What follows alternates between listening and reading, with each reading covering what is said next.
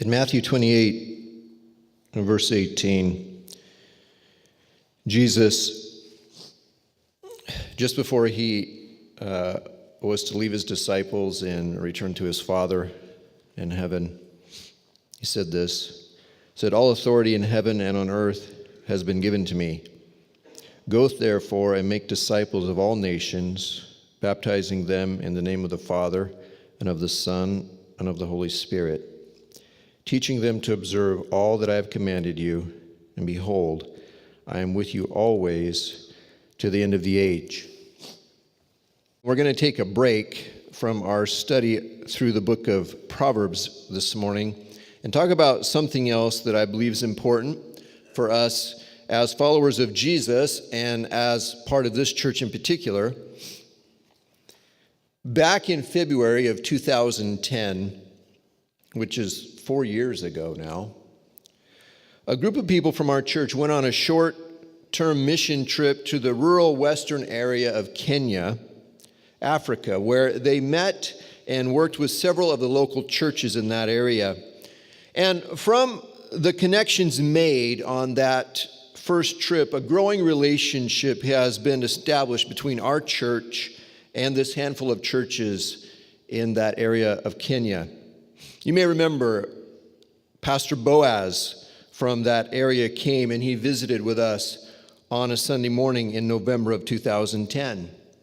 Pastor Boaz and his family of some 40 people at that time, most of whom were orphaned children that he had brought into his home, were living in a tiny little house of about 400 square feet and a couple of other odd shacks. We were praying and talking about how we could help him and these churches there. And the thing was, we didn't want to just buy them some food or something like that. We wanted to do something to help improve their lives long term and aid them in expanding their ministry in their community.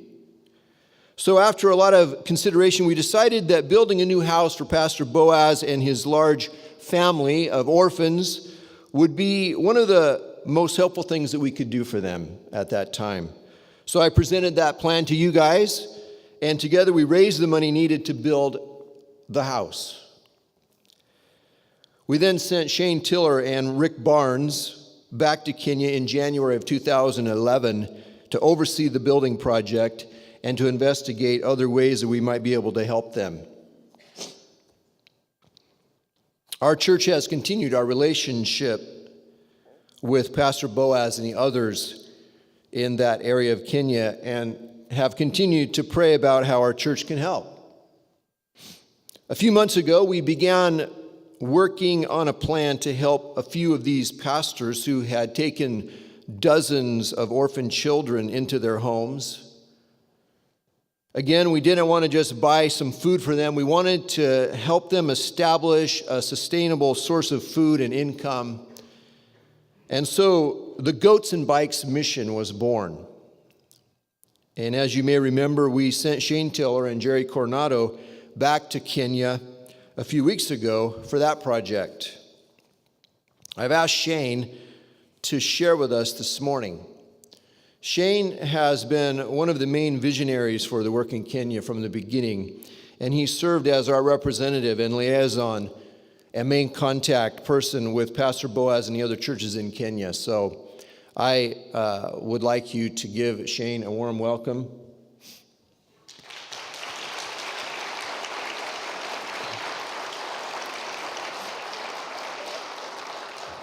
I want you to notice Shane dressed up for today. He really is dressed up. If you know Shane, he has to actually watch a YouTube video each time he wears a button shirt to remember how to button shirts. It's that rare that he would wear a button shirt. So indeed, he is got his Sunday best on today for us.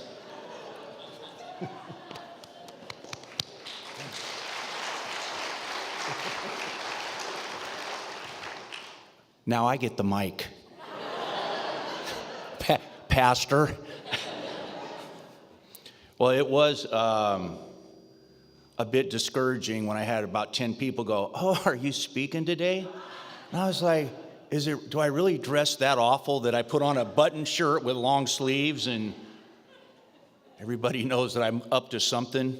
I was like wow.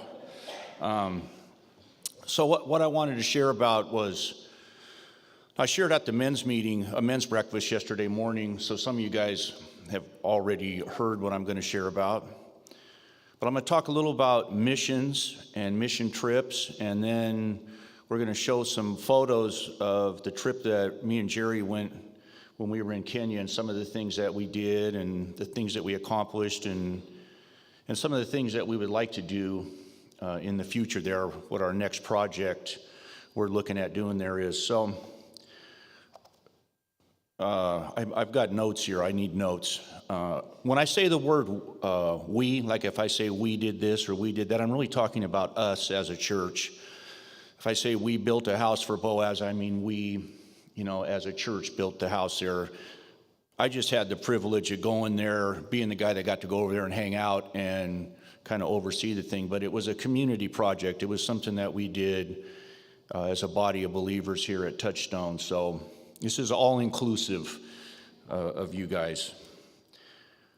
So a mission is an important goal or purpose that is accomplished by strong conviction.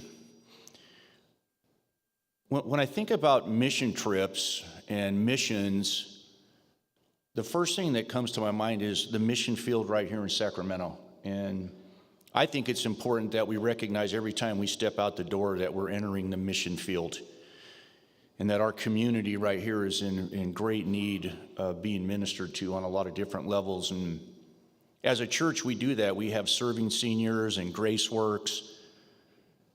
So if you've never been involved in something like that, I really want to ask you to pray about it and think about, getting into something and being a service somewhere and making a difference in somebody's life.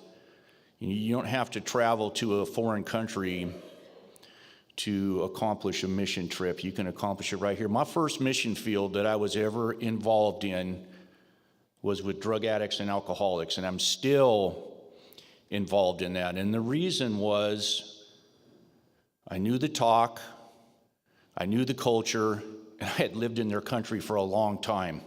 So it was familiar territory for me to walk through. And then after I became a Christian, I just had a heart for those kind of folks. And so I stayed, to this day I've stayed active in that, what I call mission field right here in Sacramento. And so that's part of what this guy does, out of my gratitude for what Christ has done for me. So that was my first mission field. The next time I did a mission trip was to New York after the September 11th, when the Twin Towers came down, and I got buffled. I got railroaded into that thing, and I really can't say the guy's name because he's our senior pastor, and he's right here in the front row, and I don't want to give him up and front him off, so you guys, I'm just going to leave it at that. But all I did was whisper to somebody that, "Oh, you guys are going to New York." And next thing I know, he's on my phone. "Hey, I heard you want to go to New York with us." And I was like, "Oh, I don't think I really said that." But next thing I know, we were on a plane headed to New York, and it was a good experience for me. Some folks, Shirley Bonnell was with us, and some other folks from here, and it was just a great trip. It was a different kind of ministry. I don't think we really knew what we were going to be doing there, but we just showed up. We just suited up and showed up every day and did whatever it was that we could do to be a service, mostly to the people of that area of New York City, and whether that was through prayer or different ways that we would help. So that was my first trip, and I've gone on, and I'm just going to recommend this. If you're ever thinking about going on a short-term mission trip, I would recommend the stuff that we do here for Samaritan's Purse. It's a week out of your life. It's fairly inexpensive, and it's a good way to get your feet wet and travel somewhere and be a service to people who have been through some kind of tragedy, some kind of crisis, usually weather related. So I've had the privilege of going, went with some guys to Tuscaloosa this year, Alabama. Went to Kiln, Mississippi with the same group, with Samaritan's Purse, and they're just a great organization who really has all their ducks in a row. When you show up at one of their projects, they're organized, and it doesn't matter what your construction ability is, you can show up there and really be a service. And so I recommend that if you ever have any questions about that, Dave Elliott, I don't know where Dave is, but Dave is our go-to guy with Samaritan's Purse. He's kind of the guy that sets up all our trips there. And so what I'm trying to do is just encourage you guys to get out of your comfort zone and try something a little different. Because every one I've done has been uncomfortable, on some level. Although I'm getting a little more comfortable going to Kenya. The first time I went there was like going to Disneyland. I'm seeing things, I'm smelling things, not always good, that are completely got all my senses on full tilt. They're just amazed at the things that they're seeing and hearing and the information that my mind is receiving. And when me and Rick went there, we were there 5 weeks, so I got a little more accustomed to it. And then this time, me and Jerry were there almost 3 weeks, and I'm not as in awe of the culture, but I still love being there and serving. So the first 55.5 is also the other ministry that we support here, and their vision is not so much crisis building. They're more evangelistic with the children and stuff, and there's people here that you can get information on that kind of stuff. If you ever would like to go on a trip with them, you can talk to Teresa Kane or Becky Anderson, or one of those ladies are super involved in that ministry. So this trip comes up to Kenya, and it's 55.5, and my first thought is, I'd like to go to Africa. It has nothing to do with wanting to go share the Lord with people or be a service. It's because I want to go to Africa. I'm not going to tell you that my motives are always, I want to go do this for Jesus. It's because I thought it sounded cool. It'd be fun to go do. But then I thought, I'm not really called to do what these guys do over there. It's just not my vision. And then I ended up in a wrestling match with the Lord, and I've only had a few of those in my walk with Him. And I was wrestling, and I was talking myself out of going, and He was keeping it on my heart. And then finally one day I resolved the issue, and I decided I am not supposed to go. I'm not called to go there. I'm done wrestling with you. That's it. And I had this peace. All right, so now I'm finally at peace with it. And the very next day, James Sellers, that's right, I'm giving up names. I got the mic. I'm telling on everybody today. I never used to be a snitch, but now it feels kind of good. So, yeah, James comes up to me and he goes, "Hey, guess what?" I go, "What?" He goes, "They're going to do some building over there." Oh, man, and the next thing I know, me and God are down in the dirt wrestling again that very morning. And I was like, oh, geez, you got to be kidding me. I just resolved this thing that I'm not supposed to go.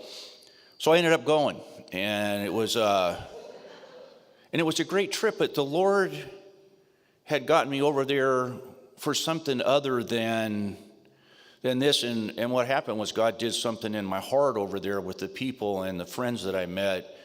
And by meeting these pastors and becoming a part of their lives, I came back and I've never been able to forget about the place. And I think about my friends there, pretty much daily. I think about how are they doing, what's going on. I communicate with them a lot through email and on Facebook. I'll see these guys on Facebook, and so we'll chat back and forth. And so I'm able to stay in touch with these guys. And So we, like Jeff said, we came up with the idea of the house for Pastor Boaz, and our church raised the money really quickly, which was just a blessing, and we're grateful for that. And we were able to go over and build a home for him that meets all their needs as a family. Now, at the time, Boaz lived in a small house, like Jeff said, and they had 40-some children. Now, I never want to mislead you. When we say children, some of the kids there are in their 20s still that live there. And some of the kids are in their middle 20s and they're in high school. And the reason for that is they could adopt a child when they're 14 or 15 with no education. And so they start them in first grade at that age.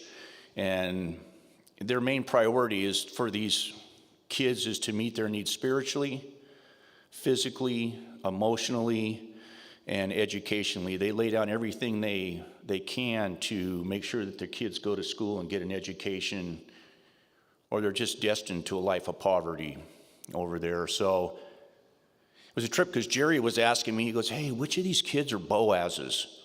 And I was like, I go, "Well, I know Junior is. I'm positive about that." And that's Boaz Jr. He's 6 years old. And then I was with Boaz one day and I found out Junior was adopted when he was 2 months old. And I was like, I'm batting zero. You can't tell because of the way they treat the kids. At any given time, any kid could have his head on Boaz's shoulder, any one of the daughters sitting on his lap, being loved on and nurtured as a parent loves a child. And so it's different than an orphanage. It's a home and it's a family. And I think that's the thing that has always touched my heart. Boaz is pastor. He oversees about 500 pastors. So I always tell him he's a big fish, and he says, "No, I'm a servant." And I tell him, "Yeah, well, you're kind of a big fish servant," because he really is a busy guy. And what's happened is that home that we built for him is the central hub of the Baptist church in that region. And at any given time, me and Jerry could be at the house in the late evening, and 4 or 5 pastors would show up, and they would be in the front room discussing different problems that they needed solved at their church. So it's more than a home. It's a home, and it's also just a huge place of a bunch of different ministries, that go on there. Or we could be there and some women would show up. I mean, there are all kinds of people are showing up there with all kinds of different needs and all kinds of different problems, and he's the guy that they go to. That's his role in the community. So it's been a real blessing to see that home provide the way it does for that little area. It's called Chemalil, is the name of the town where it is, and that's in that general area right there is where we've been making a difference in the lives of people. I just feel like when you go there, the needs are enormous. They are everywhere. I mean, you can't turn any corner and not see a need. Can't meet them all, but we can sure make a difference in the life of a small community of believers there that have laid down their life to make a difference in the lives of their community. So we're just coming alongside them and helping them accomplish some things that God has put on their heart and has put on our heart. So the trip. So we do then this time, me and Jeff are starting to powwow about some things, and we the thing that kept going through my mind was, how can I come up with a way for these guys to provide for themselves, so that instead of just sending them money, we're able to set them up in almost like a small business, something where they can have food for themselves, but also have stuff to sell at market and make an income. And that's what the vision was when we went over there. Now, originally, and I'm going to tell you, I'm 100% responsible for gathering information when we go over there, and then also making decisions once I'm on the ground. So the information that I gathered here was that bikes and goats would be a good way to accomplish this. And I want to apologize to you guys on one level, because I didn't buy a single goat or a single bike not none of them. And if you're disappointed by that, I'll be in the lobby afterwards, and you're welcome to discuss it with me. But here's what happens. So they communicate so much different there. Like they told us, we started talking about the goats. They said the goats are sensitive. Well, I'm thinking, what, do they get their feelings hurt easy? What's up with the goats? If you tell me somebody's sensitive, then I walk on eggshells around them because I don't want to hurt their feelings. What they meant was that the goats, they'd been having a lot of trouble with them as far as their health. They were getting sick a lot, and it required a lot of veterinary stuff to accomplish that. So me and Jerry are asking questions, and we're listening, and we decided that dairy cows were a better way to go. They produce more milk. They were easier for them to take care of. They can get almost a gallon of milk a day, 4 liters from a good dairy cow. The calves can be either used to sell or to give to other people in the area, because we wanted this to be like a ripple effect as their things grew, that they would be generous enough to pass some things on. And so we ended up getting cows, and then we ended up getting chickens. And Jerry and his lovely wife, Jerry has a chicken named after him, and Mary, there's a cow named Mary Coronado in your honor. And Jerry has a rooster named after him, and little Jerry Coronado, Alex's rooster. So we think that's a compliment, but we haven't really decided yet on that one. But and then we found out that the bicycles are great in the city. They use them for little taxis in the city, which is what we were hoping they would be used for, is for a way they provide transportation and also like a transport vehicle. Well, in the rural areas, they don't use them. And all we would have been doing was giving people bicycles to ride around on. And that would have been it. They wouldn't have made any income off it. So we shifted gears, and I want to thank Jerry for being there, because he was a great guy for me to bounce stuff off of. And after talking with one of the pastor's sons, Ben, who has his degree in business, we decided to build a store on Boaz's property. And we'll show you pictures of the store. And the reason is that by buying the store and stocking the store, his church is the central hub in that area.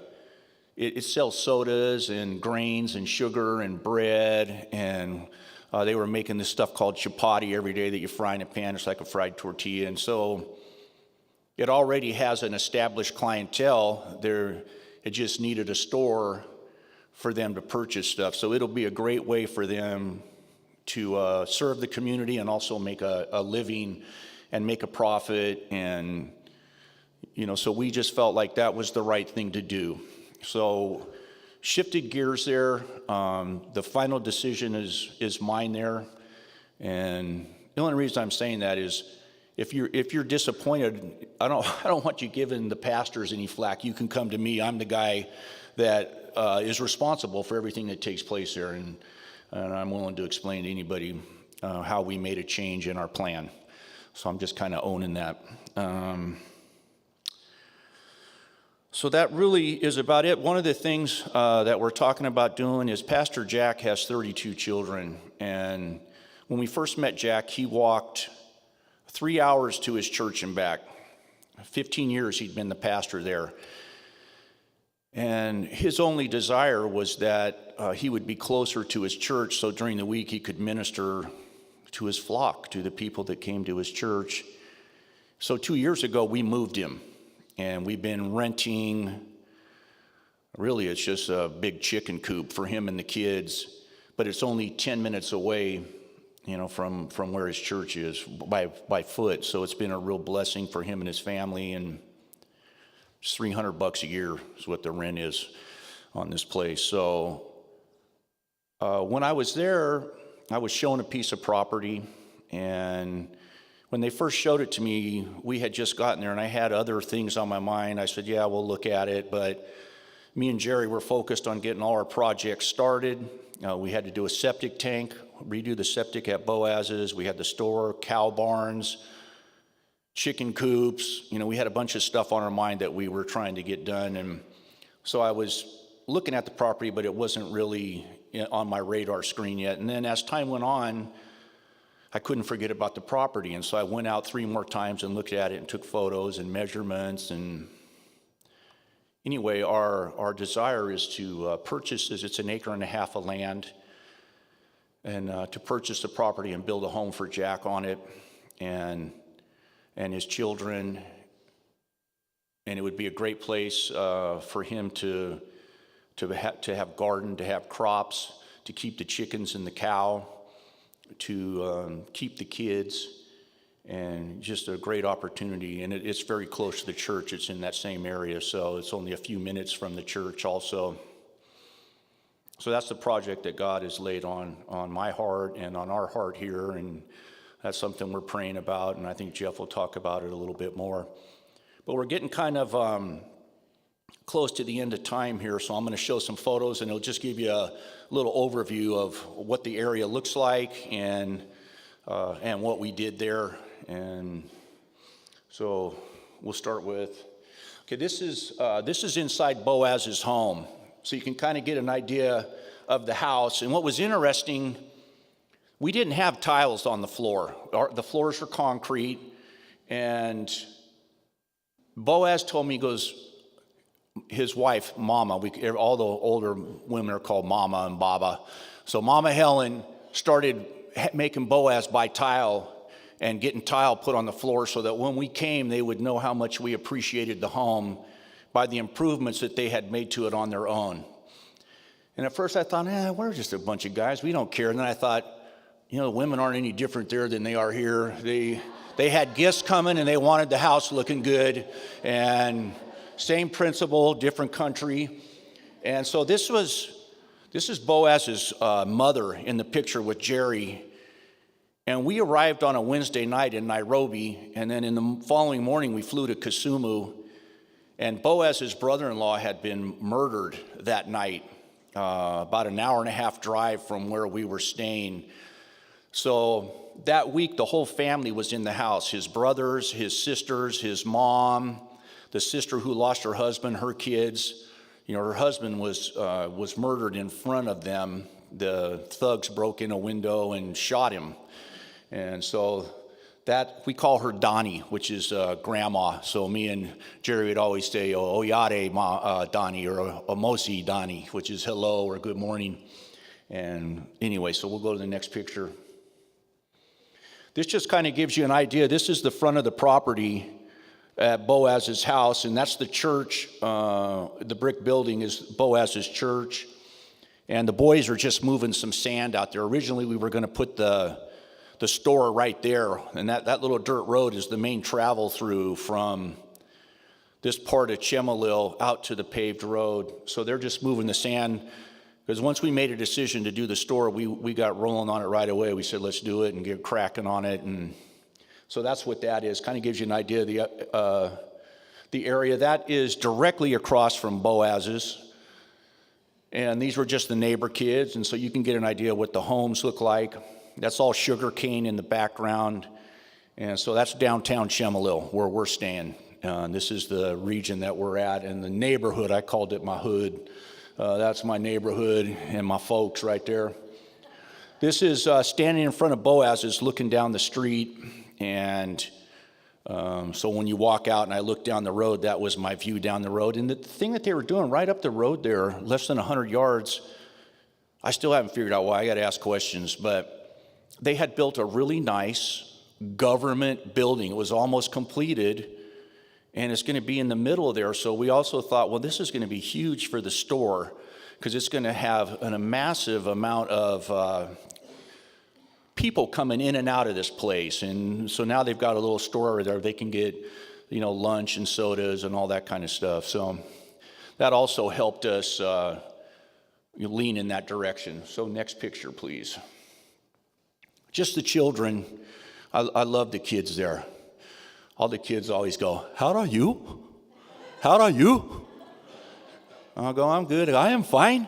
It's like, I think that's the only English they know, but they're learning English there. That's their language that they want to teach them there in the schools and overall. So this is Boaz's church that he's been working on for years. And some of the folks here that were there years ago, the brick walls were just going up. And then when we were there 2 years ago, they were just putting the trusses on the roof.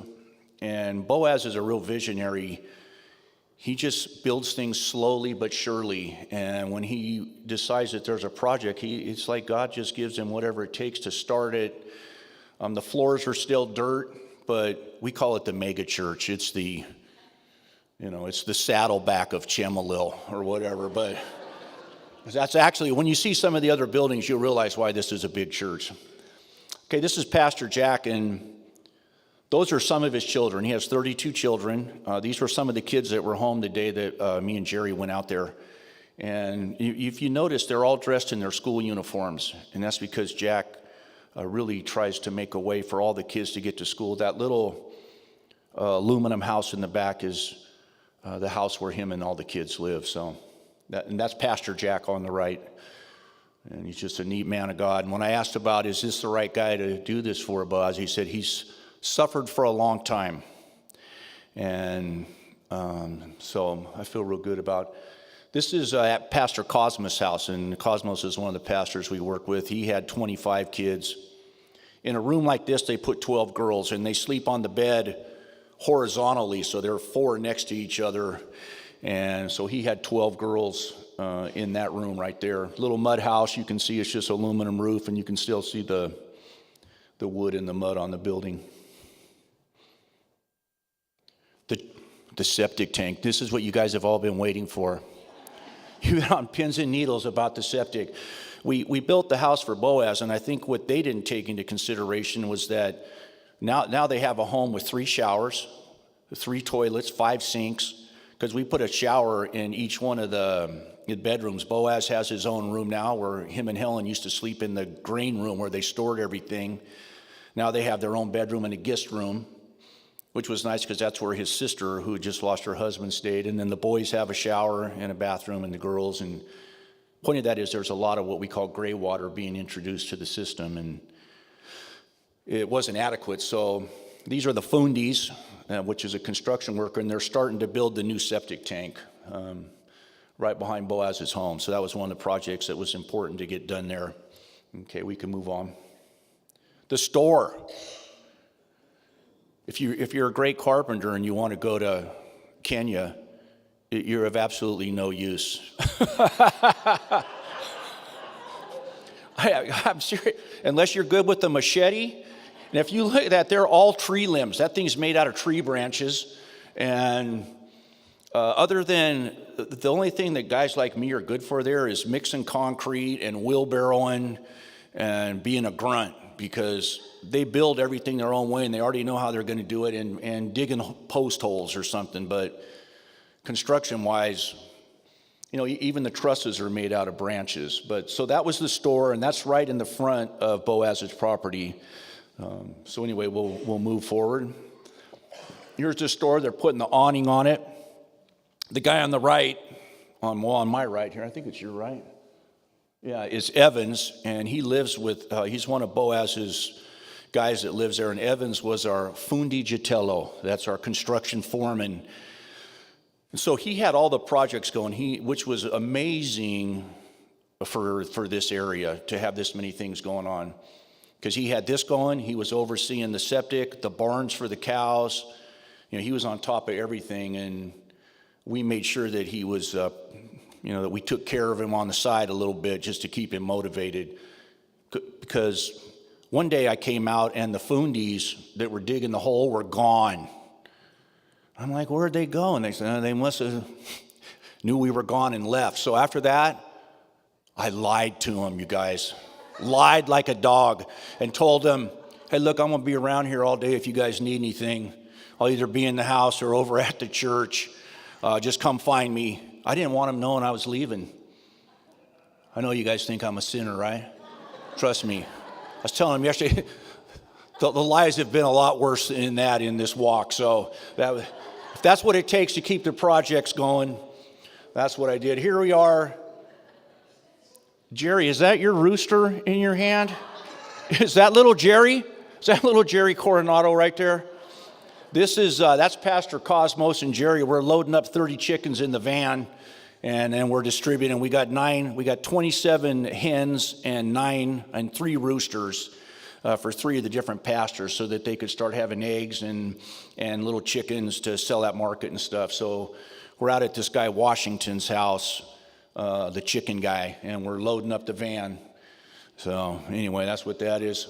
This is Pastor Boaz in the red, and he's overseeing the funeral. We went to the funeral for his brother-in-law, and that little house behind there is the house where the killing took place. And then they bury you right next to the home. So right to the left of the house is where they did the burial. And then his sister left that day, and she's never going back. She came to Boaz's, and then her and the girls and the grandkids were leaving, and that's it. They're done with that, and they'll never return there. So that's what that is. This is the existing home on the property that we want to buy for Jack, and it's a typical mud house with a metal roof. And what our goal is, if we can get the property and then build a house that's similar to what you see the store, which is just made out of metal, but it'll have a concrete floor, and it'll have electricity and metal roofing and metal sides, and it'll be insulated, then we can build this pretty inexpensively, put a wall down the middle, put the boys and the girls in that, and then Jack and his wife Benta can live in this house here, and that's where they can take their meals and and everything. So this house will be good for about 4 or 5 years, and then eventually it'll have to come down, and then we would look into building another similar type home for Jack. Not the same type that we did for Boaz, but something that would be more than adequate. So this is behind the house. There's an acre of land. There's a half acre in the front, and there's about an acre behind. And this is where they would grow vegetables, and they can grow carrots and tomatoes and potatoes and squash and pumpkins and a lot of the widows. I was talking to Jack yesterday, and I said, how many widows would the property serve? And he said, apart from his family, 10 widows would be able to work out there, and it would provide for their own physical need, but they'd be able to sell the stuff at market too. So it's kind of a win-win for his church and the ministry that he does there and the people that are involved there. It would be a blessing to all of them. So next picture, please. This is a typical church, and this was a church that me and Jerry went to up in, I forget where it was, up towards Nandy, up in the hills. And so that's more typical of what a church looks like. Okay, we'll go to the next picture. Here you go, you've been waiting. The septic gets deeper. That's a deep hole right there. You guys only construction guys realize what that took. The women are just like, really? This guy wants to talk about a septic tank? Yes. This was interesting to me. So I love everything from the ladder to the rope and the bucket, how they pulled the dirt out once they started getting deeper. Anyway, let's keep moving. You guys remember Tabitha? Tabitha, the first time I went, was who we ended up doing the construction for, and we built a house for her. She had a house that had a thatch roof, and it was mud walls, and it had collapsed. It had tipped over. So with her, I think she had 6 or 7 kids, I don't even remember, but you had to crawl under the roof to get in there, and then she would put the kids up off the ground and cover them with plastic so they wouldn't get wet when it rained. And then we built this little house for her that, I don't know what it was. It was like 14 by 18. It was but it's got a concrete floor, and it's got a metal roof, and it's got wood doors, and it's got bamboo insulation on the ceiling, which is, that's one step from a mansion there. That's just an incredible home for somebody like her. And she has come so far. When we first saw her, she was beat up. And now she is involved in Joseph Okello's church in Canipola. And she is in charge of all the children's ministries. She's in charge of the feeding program. It's like the Lord took her and blessed her, and that's her and 2 of her kids. And it's just neat to see how God has changed her life around and how she's just become a servant of the Lord. And so we went out there and had chicken and ugali. That's all you eat over there. Well, except for Jerry. Jerry's a beast. He'll eat anything. I saw him gnawing on stuff I couldn't believe. He would, yeah, let me try some of that when we go. Anyway, next picture. Oh, this is, we went up into the Nandy Hills to buy the cattle at an auction. So Boaz didn't want him to know he had a car. So that's me, I'm down the road. And they also didn't want him to know nothing, this isn't trying to be politically incorrect, but they didn't want him to know they had a white guy with them, a Mzungu. Because that means that you got money. You got a car, and you got a white dude in the car, you got some bank. So the price goes up. So they hid the white guy and the car. And then the white guy wandered up later and just acted like he didn't know him, so nobody'd know I was with him, because I wanted to see what was going on with the cattle, with this auction. So this is where we went, and we bought the 4 cows, and they're dairy cows. 3 of them are pregnant, and 1 of them was already producing milk. Allegedly pregnant. I said, well, how do you know that they're pregnant? Do you bring a vet out? And they said, no. Some of you guys might want to plug yours. We bring a steer over, and if they won't let the steer mount them, then we know they're pregnant. I said, oh, well, I guess that's how it works in Kenya. So just keeping it real here, guys. I don't know how else to tell you that story. That wasn't a pornographic story. It was a Kenyan cultural how do you find out if your cow's pregnant story. So you guys are the ones that went somewhere else with that, not me. Anyway, now you can see we're getting down on the septic. We're back to the septic. It's getting deeper day by day, and they're going to start setting forms, and then they build brick walls. We've got to move along here. We're running late. This is Boaz's school, and I'm just out front, and to the left is the office. To the right is the home that they used to live in, that is used by one of the other pastors and his family now, and these were just a bunch of kids that were out there. Okay. I took a picture out the window. This is the bedroom window of the house looking at the school. And when it would rain, the last week we were there, it rained every day. About 4 o'clock, we'd hear thunder and lightning, and boom. I mean, within a few minutes, there's just water running everywhere, and then it would just disappear and clear up. So that's the school. There we go. Septic going up, brick walls, moving right along. There you go, Mary. There's Mary Coronado. That's a compliment, sister. You need to roll with this. Anyway, there's Mary standing in front of her new house. So let's move on. Next picture, and that's a chicken coop next to it. So next picture. I think we're getting close to being done here. Is that it? Are we done? Okay.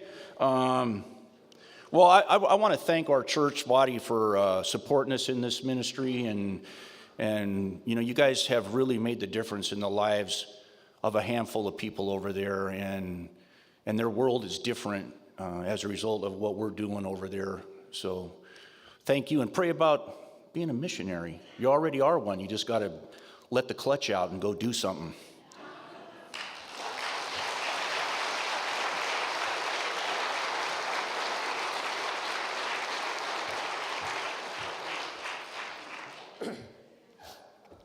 Thanks, Shane. Well, as Shane mentioned, we are out of time, so I'm not going to read the announcements for you. You're going to have to pull that off on your own. They're inside here. Check that out.